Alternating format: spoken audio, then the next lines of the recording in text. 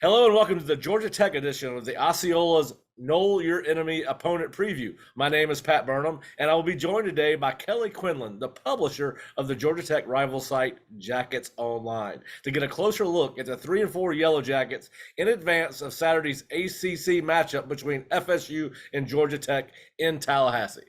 Well, Kelly, I know it's a busy time of year for you guys up there, as it is for all of us, but also I want to thank you for taking your time. And obviously, you are the publisher of jacketsonline.com. Just tell us a little bit about how long you've been covering Georgia Tech and, what your experience in football. So this is my 2009 is when I started covering Georgia Tech. Okay. My brain's not even working. 14 years, whatever that is now. And before that, I covered UGA for Rivals as well. Okay. And I'm publisher of multiple sites in the network as well. But Georgia Tech's sort of my main beat that I spend. It's where I'm sort of the principal guy, and then so with the other sites, I have people hired out that cover those. But yeah, this is yet another season of Georgia Tech football. I live in Atlanta, so that was sort of the reason why I got into covering Georgia Tech. Switching over from, I had a brief time with newspapers and stuff after I stopped covering UGA. So yeah, this is it's been a long haul, long time here, and we have the largest Georgia Tech site in the market, and Okay. built it brick by brick. It started with just like one post a day on a message board in 2009, and now we have 10 12,000 view pay threads and stuff every day. So it's been cool. But yeah, so that's sort of been my experience. Well, listen, y'all have had an interesting season. It was a big year coming in for Jeff Collins. Everyone knew it would be. He was fired after the team started 1-3. You had a former Letterman football player, Brent Key, who was a longtime assistant coach, mostly at UCF, but left Alabama to come to Georgia Tech with Jeff Collins. Took over, and y'all. Georgia Tech is 2-1 since he took over. Obviously, got beat by Virginia on Thursday night in a game that was really hard to watch. To be honest with you, the offense on both sides of the ball was lacking. But just kind of give us what it's been like to be around the program this year, especially with the volatility and the switch over head coach, and what Brent Key has brought to this team over the last 4 weeks, and the differences you've seen in the overall scope of things. So with Jeff Collins was sort of the master. He was a jack of all trades coach, like dabbling in everything, and sort of the master of nothing, as people like to say, right? Like if you Right. dabble in things, you're not an expert in the thing you're supposed to be an expert in. And in the specific areas he was coaching were some of the biggest letdowns, like punt team, where they've had 4 punts blocked this year while he was the head coach in the first, whatever it was, 4 games of the season. Yeah, so it was just sort of always kind of a mess. They looked like an unfocused team a lot, just struggled with doing the basics of football. And, with Brent Key came in with a very simple idea. Let's get the guys in a position to play fast offensively and defensively, not like over program them, not do too much. And it's been really successful, really until Jeff Sims got hurt in overtime against Duke, hurt his foot. That was sort of the turning point there for them. And it's been sort of a problem. The way this whole season sort of aligned is they needed Jeff Sims to stay healthy. They didn't really have a strong backup option, in my opinion, behind him. You had, a kid, Zach Gibson, a transfer from Akron, who you guys got to watch play on Thursday night if you watched the game. Yeah, I did. And then Tyson Pumachan from Clemson, who's struggled since he's been at Tech. Just, I don't know what's going on there. It seems like he's just not where he's supposed to be in terms of his development from the point he got onto campus till now.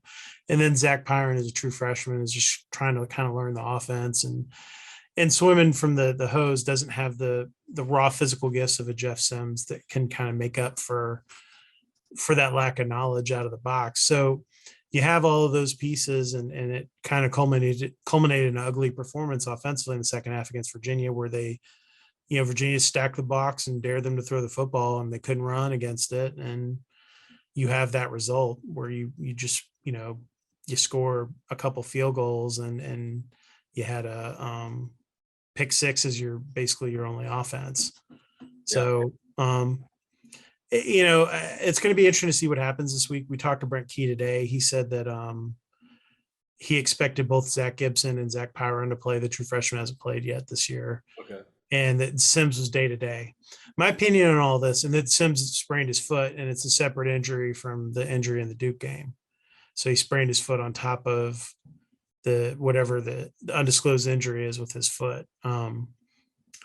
My opinion on this is and this is strictly my opinion, if Jeff can go, Jeff's going to try to play against Florida State, because I think there's still a lot of better feelings with how things ended with Mike Norvell and depending on who you ask, right? Like everyone has a different opinion of how that transpired, but ultimately he had been a long time commit and was not at the end and ended up at Georgia Tech. So obviously that was his first college game too, down in Tallahassee in 2020. And You got to win. got the dub, and wasn't a great game either for offenses. I think Sort of 16-13 was the final score, if I remember correctly. And yeah, they kicked. It was one of the few game-winning field goals of the entire Jeff Collins era. The kicking was atrocious during most of his tenure, and they hit a field goal to win that game. Yeah, it was that was an ugly game to watch too. But I don't know what to expect this week. I think you could see Jeff Sims. I think he might not play for 2 weeks. I don't know. And if it's Zach Gibson and Zach Power, that's a very different thing that Florida State's got to prepare for. well, the craziest thing is, despite all the struggles, you guys are second in the Coastal Division. And listen, just so if people that don't know what Kelly was referring to, Jeff Sims was committed to Florida State under Willie Taggart. Then obviously Mike Norvell came in, took over, and the general story is Mike did not honor the commitment, and Jeff had to find a new college home, and I believe that's what Kelly is referring to. And Jeff got a little bit of revenge 2 years ago in 2020 when Georgia Tech came in and beat Florida State in Doak Campbell Stadium, and just how important a piece he is of the puzzle for Georgia Tech. Obviously, the leading passer with 1,115 yards, but also the team's second leading rusher with 288 yards, and obviously has the second most attempts on the team as well. So integral part of the offense. We did see a little bit of Zach Gibson on Thursday night.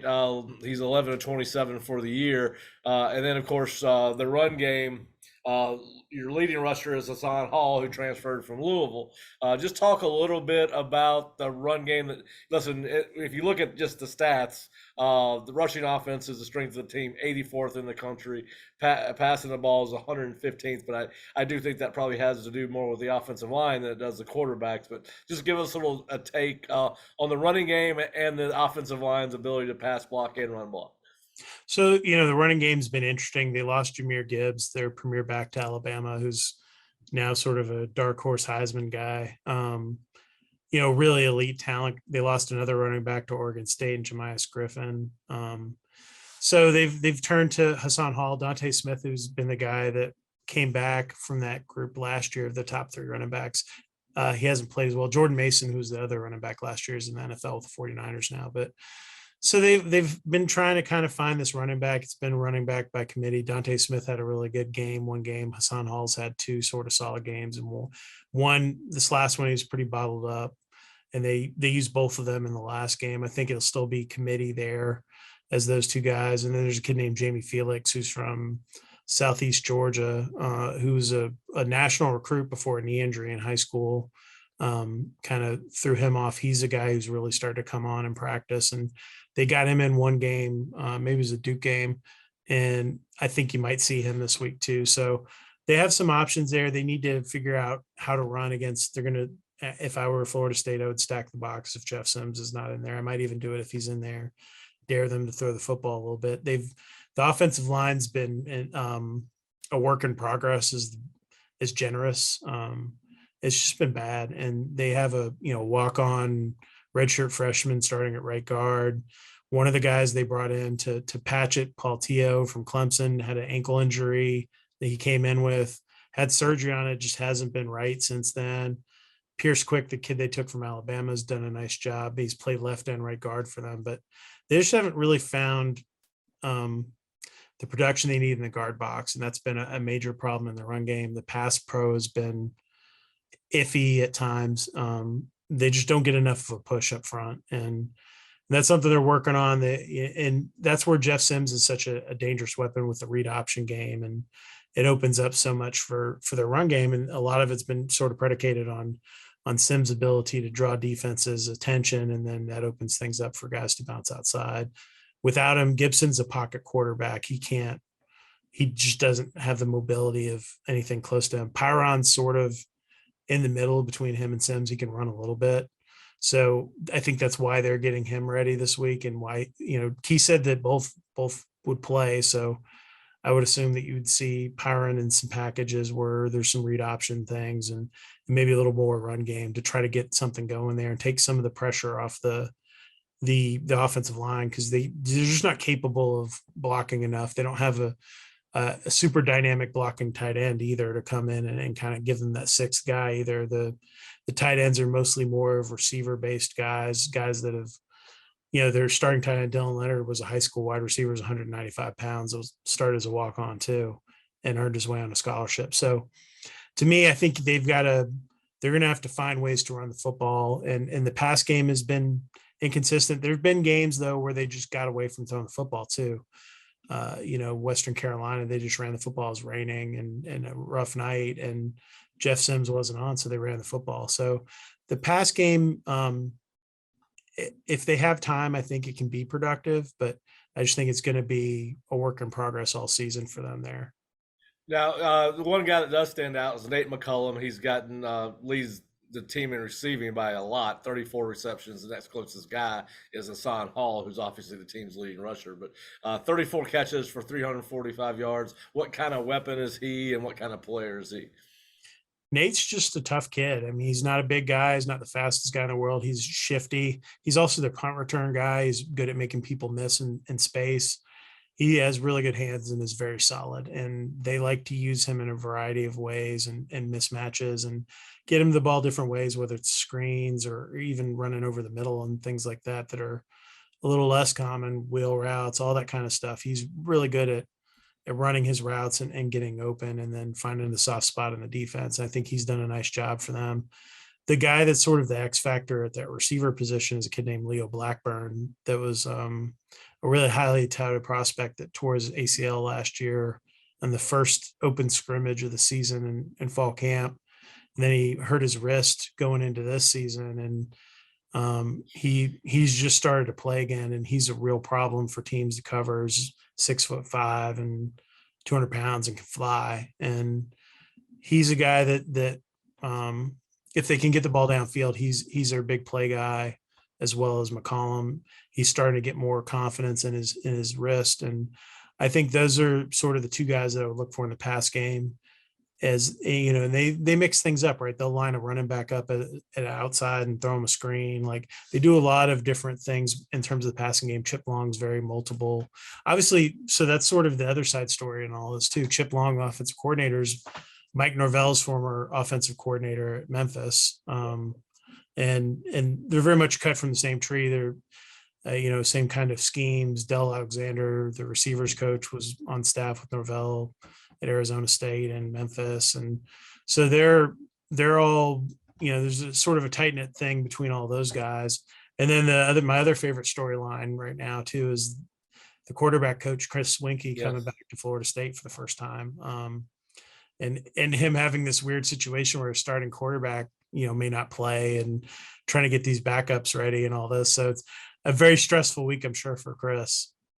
Yeah, well, listen, he's obviously a Heisman Trophy winner here, and I know Chris a little bit, and he's a good guy and a good football coach. And it's too bad he's coming to town with another team. But there are a lot of interesting storylines. I did not know that about the assistant coaches on Georgia Tech staff being that closely tied to Mike, and I'm sure that they will have that. Chip will have a lot of Mike's influence in his offense, particularly. Hey, the one thing that Mike has been able to do here, and I'm sure the Chip's trying to do there, is generate a run game with the subpar offensive line and try to obviously offset that with the quick passing game. We saw Mike do that in particular his first 2 years here, and that's a perfect segue to the other side of the ball, which does seem to be a strength of the team. Obviously, they're a little bit lacking in run defense, giving up 173 yards per game, but very good against the pass.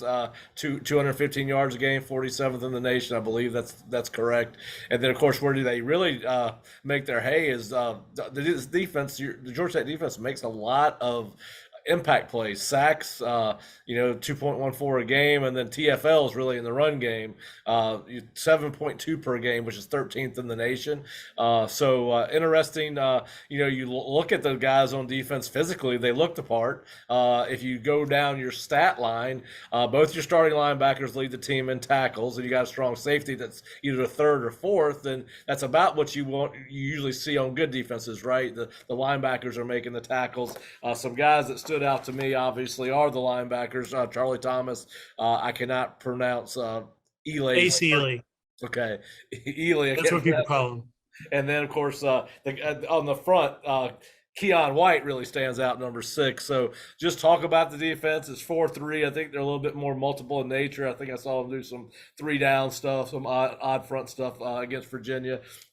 But just talk about the potential. Mike Norvell has mentioned that he has a lot of respect for the defense that Georgia Tech has, and thinks they've played relatively well. In particular, since now these are my words, I think they've played better since Brent took over than when Jeff was there. So just talk a little bit about the defense, and obviously Florida State's very good at running the ball. They've rediscovered the big play with Johnny Wilson and Micah Pittman, and there's we don't know whether they'll have Winston Wright back or not. The West Virginia transfer, he could be a difference maker for Florida State when and if they get him back this season. But just talk a little bit about this Georgia Tech defense and how you think they may approach this Florida State offense. So with the run thing, the run numbers are thrown off by a couple of games, and it's been more a few huge big plays here and there than necessarily just being unsound against the run. And a lot of them, it's been sort of QB contained breakdowns or like those type of plays that happen, in a few, broken plays where someone just gets loose. That sort of happens with the way everyone's trying to do run fits these days, where if one guy sort of misses his fit, then it's sort of a track race between your safety and the running back if they can get to the outside. But they've done a much better job. They changed what they were doing defensively. I think the run defense has been a lot better since Brent Key took over. They took out some of the things they were doing defensively, a lot of the checks and some of the sub calls and calls within calls and all the stuff that Jeff Collins had them doing. They took all that out and made it much simpler.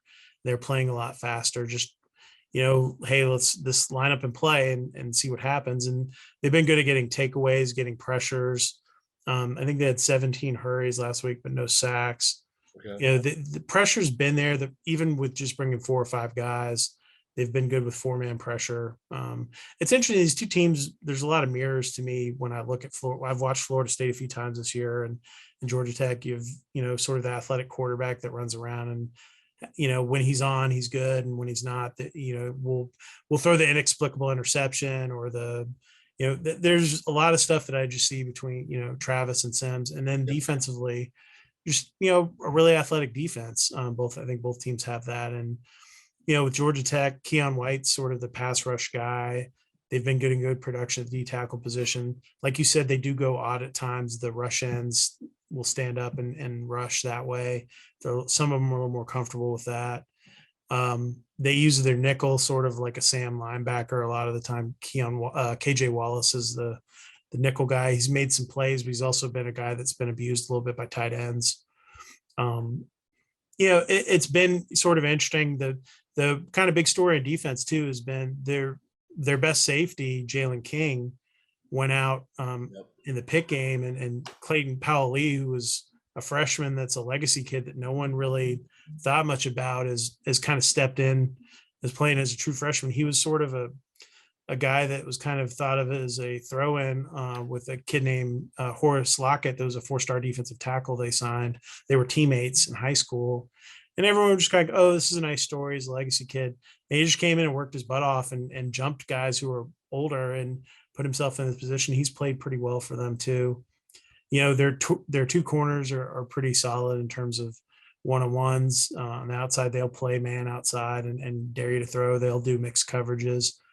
And they'll throw some exotic blitzes here and there. They'll do corner blitzes and things like that. So they're not afraid to try different things. They're just more fundamentally sound, I think, than they've been the last few years. Yeah. Now, obviously, I think going 2-1 under Brent Key. I think this team, outside of I mean, they beat a good Pitt team and a very improved Duke team. Virginia, I was kind of surprised that they didn't play better against Virginia. I don't think Virginia's had a great year. They haven't looked very good to me, but they come into Tallahassee as a 13.5 point favorite right now as the Vegas line sits. Do you think that's too big a spread in this game? I mean, a lot of people in Tallahassee are.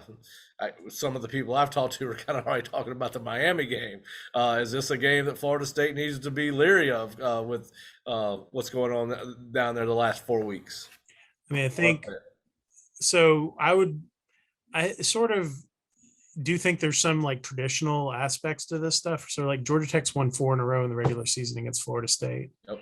And I think in every one of those games, except for maybe I'd have to go back. I don't know about the 09 game, but I think in every one of those games, Florida State was favored. So, I don't know, man. Like Georgia Tech's been very good. I think the line's to 24 now towards Florida State. Oh, really? Yeah, I think it jumped when the quarterback stuff started to come out. Okay. So, Yeah. I would definitely think they could cover the 24. I think Georgia Tech's a dangerous team, and for all we know, like Jeff Sims could play Saturday. Like Right. This could all just be a smoke show from Brent Key, and he's from the Nick Saban Georgia Leary School. He's not going to talk about or tip his hand on anything. He could say 2 Zachs are playing and then trot Jeff Sims out there, and Jeff Sims is fine. Well, Like you just don't know. And if that's the case, your defensive coordinator is going to be throwing out half of his scheme for the game because it's so that's the one thing that's so weird about this team is the top 3 quarterbacks are all totally different, and you would scheme them totally differently as a defense. So I think that's part of the gamesmanship of talking about playing Zach Gibson and talking about playing Zach Pyron is, they're having to go dig out, Clay, where was he? high school tape. Yeah, like high school, Pinson Valley. That's where Zach Pyron was digging out Pinson Valley tape to watch Zach Pyron play, and he played in 3 different offenses in high school. Like, there's literally no telling like what you have to dig through. So you just gave them a bunch of homework by saying that today in the media thing. And like I said, I think if Jeff thinks he can play, he'll try. I don't know what the hell to expect with this team. Like it's been so different every week. They went into the Pitt game as big dogs and went up there and just kicked Pitt in the butt. Oh, I was shocked when I thought, hey, they're going to Pitt. Pitt's got a great defense. They had 3 They're days. running the ball. They had 3 days. Like they fired Jeff Collins on a Monday Monday at noon or 11 a.m. or whatever it was. And they had Tuesday practice, a Wednesday practice, and a Thursday, which is a kind of bogus practice and a walkthrough. Right. Yes. To come together with that plan, and they went out and played well. They played well against Virginia. Just offense was terrible. Yeah, it was really bad on offense. It was hard to watch. At some point you think it's going to click and they're due for something. So for all I know, they'll walk in there and get blown out, or they could walk in there and play them tough. I have no idea what to expect. I know that, like most schools right now, it seems like Florida State's not exactly packing the house. It's not going to be this rocking road game environment. No, Florida State does not like noon kickoffs at home. And of course, now listen, it's not easy to get to Tallahassee from anywhere other than Jacksonville and Pensacola.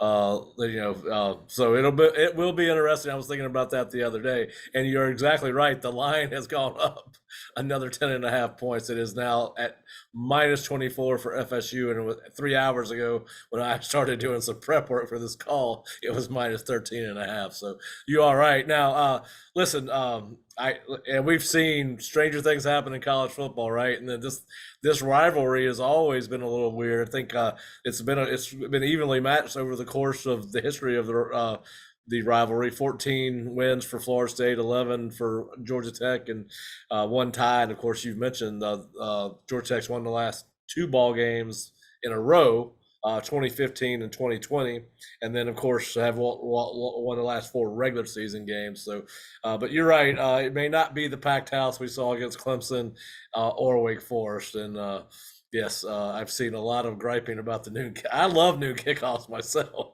Well, it's good for us. Like I can drive home after the game. Like I'll drive down, spend the night somewhere, and then drive. So for me, yeah, it's great. Like for fans, especially if you live in Tampa, Orlando, wherever, like that sucks because like you're getting up either you're getting up at 5:30 or you got to stay in a hotel. There's not one of the fun things about Tallahassee is it's sort of like Clemson where there's not a ton of great places to stay that are super close. So you're having to figure all that out unless you booked everything way out in Yeah. advance. Like, I mean, that's sort of the one sort of interesting thing that's so different than going to Miami or Boston or some of the other places in the ACC or Raleigh. It's just so different. So that's where this all gets real interesting. And obviously with the league realigning and everything, things are going to be so much different moving ahead too. So these are some games where maybe you can start to build rivalries and have some interest. And I think it's going to be interesting to see this going forward. Yeah, listen, I want to ask you this question because it baffles me that the ACC, in all its infinite wisdom, has chosen not to make Georgia Tech and Florida State play on an annual basis. It is the closest ACC opponent for Florida State, and to me, it's just nonsensical. Now going to the non-divisional play next year, the judge changed that because everybody's going to play everybody every so often, like once every 4 years, home and away, right? So, but I just have never understood, and there's people a lot smarter than I am making these decisions, but what is your take on why Georgia Tech and Florida State do not play on a regular, and by regular basis, I mean annual basis? It's just nonsensical to me. I thought that I to me, like I was a huge advocate a few years ago. Georgia Tech's already playing Clemson every year. I thought that you needed to kind of have a hard reset when Maryland left and change the divisions around. And I thought at that point, maybe you make the older ACC teams all sit on one side and have the newer teams in as a different division, because that would maintain all the rivalries Right. and some of those traditional games. And yeah, I mean, it's kind of crazy that I go to Pittsburgh every other year, and I went in 2020 to Tallahassee, but that was more of a fluke of a COVID schedule than anything else. And I hadn't been there since 2009 covering the same team. You know what I mean? Like Yep. that's, and that's, I think what's been crap about the schedule and the scheduling model they've used is like, you'll go years without going someplace. It took me until the COVID year to go to Boston College, and that was a fluke. Um, it's just been it doesn't I don't understand. They don't really know how to milk their rivalries. You've created this weird situation now where the coastal's so bad and they haven't kind of reset it. It's not like a east-west thing. There's no real rhyme or reason to how the divisions are split as it is, so why not reset that? Now they're changing all of it, but still, yeah, I mean, these are teams that should be playing each other. Yeah. Tech fans get fired up. Florida State draws people. I'm sure people are a hell of a lot more interested in playing Florida State than they are Duke every year, and they've been playing Duke every year. Yeah, and I think we say the same thing. We have to go to Syracuse every other year, and it's nobody travels that game. No, And I mean, so, how do you? That's 2 flights at least to get to yeah, Syracuse from and Syracuse Tallahassee. doesn't travel down here, Yeah, so it's I've never understood that. But hey, you're right. We don't have to worry about that next year, and I wish all the and who knows what the hell's going to happen with expansion. That's definitely not over. But I cannot wait till they go to this non-divisional play, and then ultimately, I think they've corrected what they've done wrong, because now I think it gives you a chance to get the two best teams to Charlotte or wherever they're going to play these ACC championship games moving forward. So now I do want to ask you a couple of questions. As most football fans know, Georgia Tech has begun its national search for its next head coach. And a name that I keep hearing a lot of is former Florida State defensive back, and probably one of the greatest, if not the greatest player to play here, one of the top 5 ever at Florida State. I've got some guys that I would put up right up there with him, but I digress. Deion Sanders, the head coach at Jackson State, former Dallas Cowboy and NFL Hall of Famer. Anytime a job comes open, you hear Deion's name.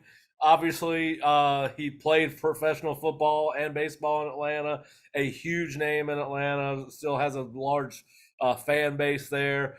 Um, is Dion a legitimate candidate at Georgia Tech? I've heard through various people that he would only take the job if he was allowed academic exceptions. I've heard two different things. One, Georgia Tech's willing to do that. The other, which I believe, is they're not willing to do that. Maybe the athletic department is, but I cannot believe that the president's office at Georgia Tech would sign off on that. But football is a big revenue producer. Your thoughts on a possible Deion Sanders and Georgia Tech courtship, if not marriage? So, it's the thing I get asked about every day. And there's threads on my message board that are, I could go look at the ones about Coach Prime, as they call them on the board. They're, 20,000 page views, whatever. Yeah. Like, you know, so there are connections there. There's some people that are tech boosters that have connections to Dion, one of whom has business ties with him. Is there interest? It's hard to gauge. He just hired the AD. He's a guy from Alabama. He's starting at square one. They're truly giving him sort of a free reign to run the search.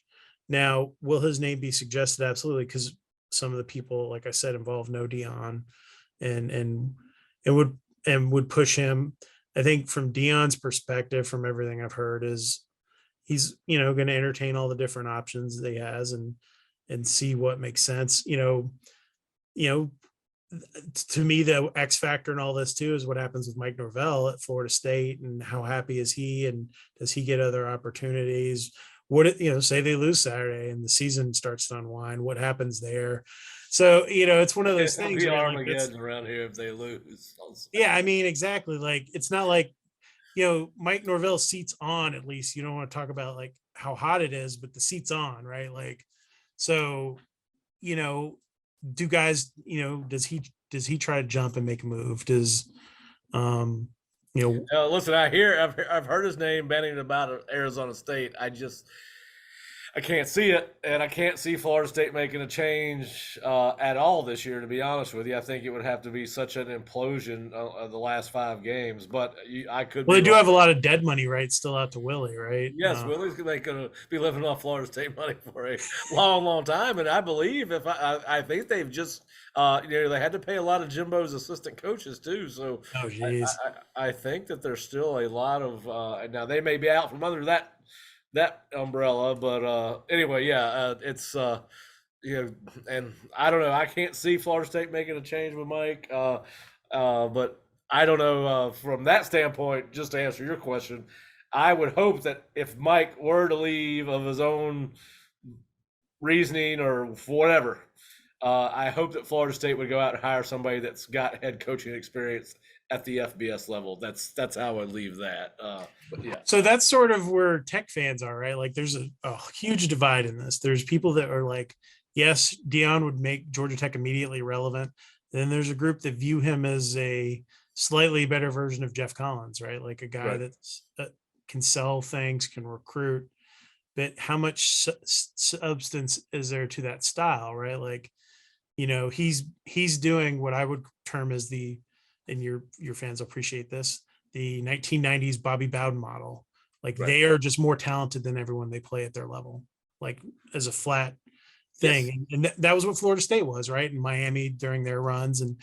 And Georgia Tech's never going to be built like that. You just don't, with the academic piece that you talked about and just the nature of the program. It's not going to be a situation where you're going to go in and outman Georgia and whoever else you play, Clemson, every year. Like, you're just going to not have better players. So where it gets into, it's interesting for me is the quality of the coaching, like judging that piece of it.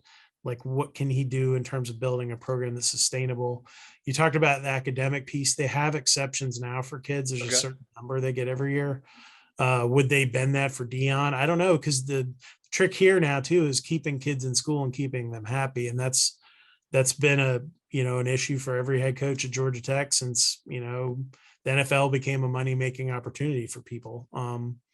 So to me, like, I don't know that they would bend over backwards for Dion to make things happen. They've opened it up more and more over the last, 10, 15 years, starting with Paul Johnson and kind of loosening things up because they've stayed on top of their APR and stayed on top of getting Yeah. kids through school. But it is an interesting question. And, obviously beloved guy in Atlanta, a former Falcon, Atlanta Brave star.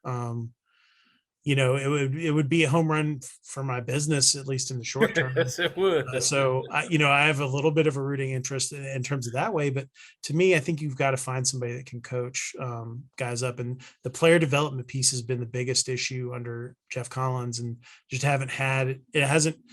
they haven't developed players fast enough or well enough, and then keeping the ones they've developed too. And I don't know they have the NIL game and the other things that Dion would need to be as successful there as he would like. No, you can't. Jeff was always trying to develop players, even lifting weights on the sidelines before Oh, games. So Jesus. you can't. Yeah, that was one of my favorite moments when I walked down the field at Clemson game 1 and they're lifting weights on the sideline, and I was like, oh my God, what are they Oh, doing? I remember when they did it here. I was like, "You got to be kidding me! You got to be kidding me!" Yeah, that only lasted I guess it lasted a season and a couple of games, and then Yeah, they it was. 86 that. It was definitely one of the things that I made fun of Coach Collins about a lot whenever I saw him on television. But all right, so let's move on from Dion. Now, you do have a former Georgia Tech football player, and it is the interim head coach in Brent Key. He coached as assistant coach for one of the most successful coaches at Georgia Tech, George O'Leary. Now he coached for him at UCF, not Georgia Tech, but he's also got the approval of Nick Saban, the new AD at Georgia Tech, is from Alabama. Obviously, he's getting a chance to show what he can do towards the second half of this season. Is Brent Key a legitimate candidate for Georgia Tech in your opinion? And outside of Dion, you're hearing all kind of names. I've heard the head coaches at Marshall could be involved in this. Huff, also a Saban guy. I'm sure Saban will somehow be involved in whoever gets this job, like he is everywhere else in America, it seems like. But just your thoughts on Brent Key's chances at Georgia Tech and who might be the head coach there next year. So it's interesting. I think Brent, people keep asking me this, 30, 35, 40%. I mean, I think, if he had a healthy Jeff Sims, I felt like it was lining up to be a little bit of a slam dunk for him. I think if he had got them to a bowl game, and he could still do that. 3-4, so definitely not out of Yeah, I mean, the only impossible game left is Georgia, right? Yep. Like they play Florida State this week, and then they play at Virginia Tech, who's horrible. They play Miami and Atlanta, who's could be in all kinds of issues by the time they play that game, and then they play at Carolina, who's got no defense either. So like, it's going to be interesting to see kind of these next couple of weeks. People are rallied behind Brent to an extent, but I think there's some people who would like to see a clean house. The guy that I think, sort of my other wild card, if you want to talk about the Bama ties, would be Bill O'Brien, who was an offensive coordinator at Georgia Tech for both Georgia O'Leary and Chan Gailey. Saban, I think, it seems to me like Saban might be ready for a change there in terms of his offensive coordinator. Hey, and I'm pretty sure Bill O'Brien's probably ready for a change.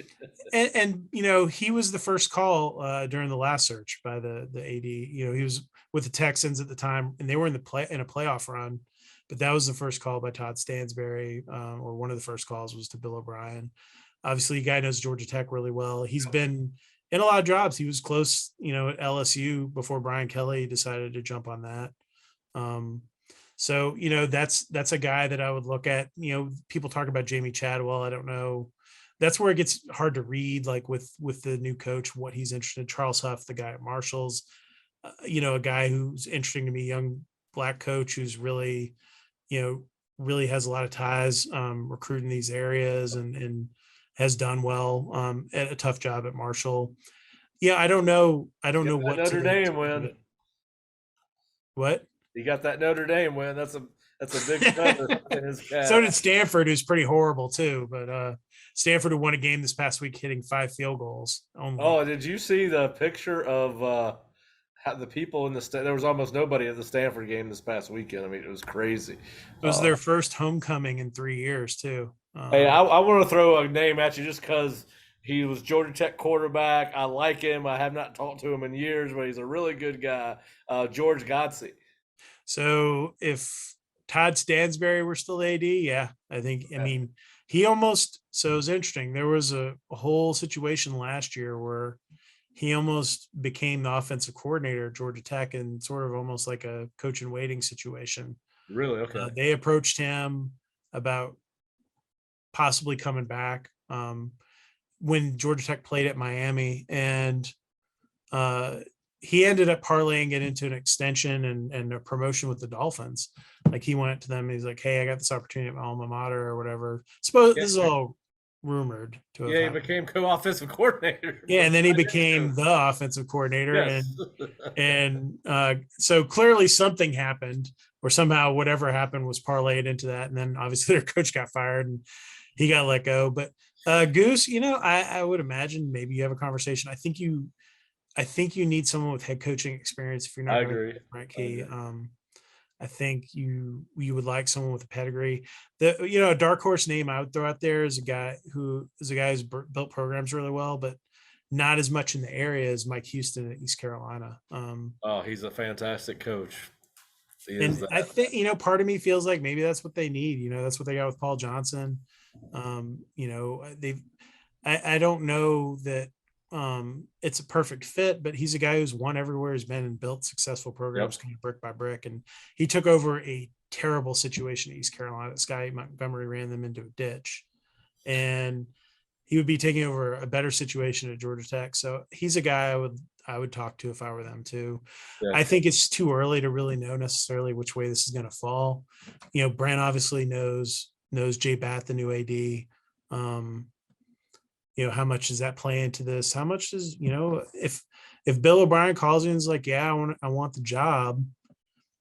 Yeah, that's an interesting thing because he had success at Penn State. He's Under knows very program. difficult circumstances at Penn State.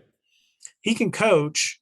He's not the most cuddly personality wise, but No, he's a pretty straight shooter. And he has some. Now, I've only been around him a couple times, and most of those times we're at coaching conventions. And he spoke one day, and I can't. I think he still might have. I think he might have been with O'Leary. I cannot remember, but anyway, no, he had just taken over Penn State, and I just happened to hear him talking to some of his staff one day, and he talks to his staff in the hotel just like they're in a staff room. And I heard George O'Leary do that one time at breakfast at a convention when I was actually trying to find George Godsey to say hello. But anyway, yes, you're right. He is a very straight up, to the point kind of guy. He reminds me of a guy I used to work for named Bill Poley, and I worked for Bill in the Alliance of American Football. And oh Bill well. was a Brooklyn Irishman, and he spoke to you like a Brooklyn Irishman. So. Yeah, I think there's that's where it gets interesting too. I don't know how much personalities will matter in all this, and that's interesting about Jay Bad is apparently he's a very straight, like to the point guy too. Knows how to glad hand a little bit better than say on O'Leary, but like it'll be interesting to see what he looks for in a head coach too. I think that's the wild card in all this that no one knows, and they're trying to give this guy like an opportunity to lead the search and to Right. have it be more of a group effort. Jeff Collins was sort of the AD going out on his own and getting sweet talked by an agent, and Jeff Collins selling himself really well to him, and then them overpaying grossly for him.